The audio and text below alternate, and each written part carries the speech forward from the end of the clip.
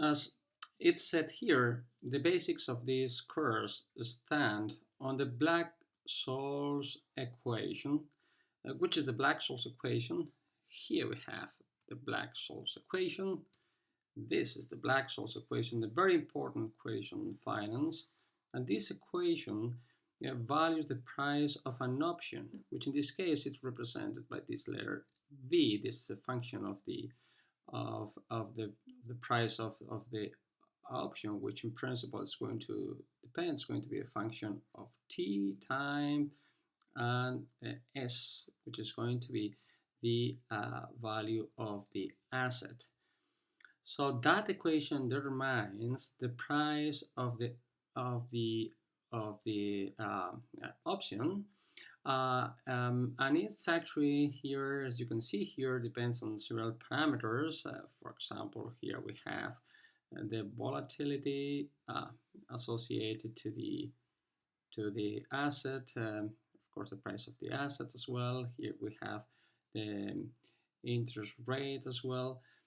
And this is the equation that we need to solve in order to determine which is going to be the price of the option, and was derived, that equation, by Black-Scholes and Merton. Actually, Scholes got the Nobel Prize in 1997. Black didn't get it because he passed away 2 years before they got the Nobel Prize.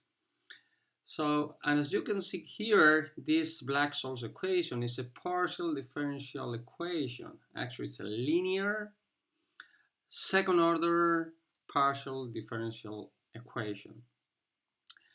And this is the kind, of course, and the main aim of this course in finance of solving the partial differential equations are actually related to that, to the presence of this equation. And of course, in general, the study of partial differential equations in complete generality is a very vast undertaking, as almost all of them are not possible to solve analytically. However, it's important to mention that this Black-Scholes equation, for the case of European call and put options, and the very simplest case where we consider that the volatility and the interest rate are just constant values, you can solve it analytically. But whenever you change it, if we consider that the volatility and the interest rate are also some functions of time, for example, or you consider other possibilities besides that, these simplest European call and put options, then in these cases, this equation cannot be solved analytically, and you have to rely, in this case, on numerical methods. And the most popular numerical method in order to solve that, it's actually the finite difference method. This is the ones that we are going to analyze in this course here. So with this course, we do not intend to become experts in 15 hours or more or less in order to solve this kind of partial differential equations numerically.